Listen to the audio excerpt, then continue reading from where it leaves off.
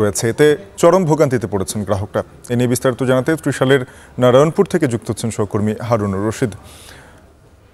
হারুন, জানাবেন যে এই গ্যাস সঞ্চালন লাইনটি কিভাবে ক্ষতিগ্রস্ত হলো এবং এটি মেরামতে কত সময় লাগতে পারে, এতে করে ভোগান্তিতে পড়েছেন কি পরিমাণ গ্রাহকরা?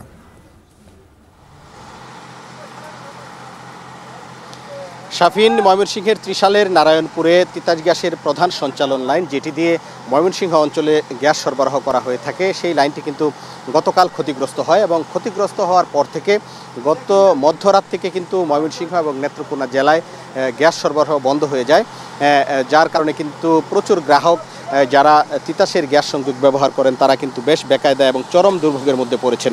আমরা তিতাস গ্যাস কর্তৃপক্ষের সাথে কথা বলেছি, তারা যেটি বলেছেন যে ময়মনসিংহ এবং নেত্রকোনা জেলায় প্রায় ৮৬,০০০ বাসাবাড়ির সংযোগ রয়েছে গ্যাসের, সবগুলো সংযোগই কিন্তু এখন গ্যাস বিচ্ছিন্ন রয়েছে। এছাড়া প্রায় ১০০রও বেশি শিল্প সংযোগ রয়েছে, যে শিল্প প্রতিষ্ঠান গ্যাস দ্বারা চালিত, সেই ১০০ শিল্প প্রতিষ্ঠানও কিন্তু উৎপাদন বন্ধ রয়েছে গত মধ্যরাত থেকে, এবং ১৪টি সিএনজি ফিলিং স্টেশন রয়েছে, সেই ফিলিং স্টেশনগুলো বন্ধ রয়েছে, এবং ২ থেকে ২৫০ প্রায় কমার্শিয়াল সংযোগ রয়েছে তিতাস গ্যাসের, সেই সংযোগগুলো কিন্তু বন্ধ রয়েছে।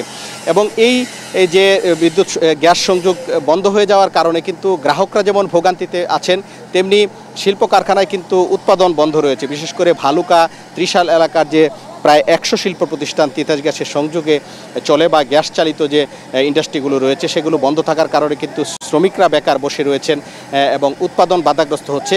এবং আমরা দেখেছি যে ঘটনাস্থলে কিন্তু বেশ কয়েকজন শিল্প প্রতিষ্ঠানের কর্মকর্তারা এসে ঘুরে গিয়েছেন, তারা বারবার খোঁজ নিচ্ছেন যে আসলে কখন চালু হবে। তাদের বায়ারদের সাথে যে কমিটমেন্ট, সেই কমিটমেন্ট ব্যাহত হওয়ার একটা শঙ্কা দেখা দিয়েছে। এবং পাশাপাশি কিন্তু এই ময়মনসিংহ অঞ্চলের একটি বিদ্যুৎ কেন্দ্র রয়েছে, যেটি গ্যাস চালিত ২১০ মেগাওয়াট বিদ্যুৎ কেন্দ্র আরপিসিএল, সেই আরপিসিএল বিদ্যুৎ কেন্দ্রেও কিন্তু বিদ্যুৎ উৎপাদন বন্ধ রয়েছে গত রাত থেকে। আর এখানে যদি আমি একটু বলি যে এখানে একটি ইকোনমিক জোন রয়েছে, বেসরকারি ডেফিং ইকোনমিক জোন, এটি একটি চাইনিজ প্রতিষ্ঠান।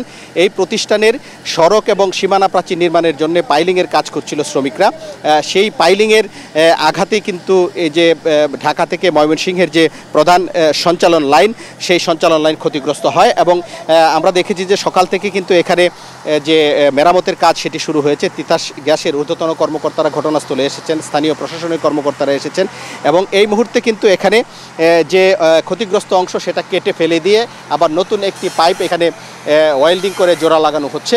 এবং তিতাস গ্যাস কর্তৃপক্ষ আশা করছে যে বিকাল ৫টা নাগাদ এই গ্যাসের যে সংযোগ সেটি তারা চালু করতে পারবেন।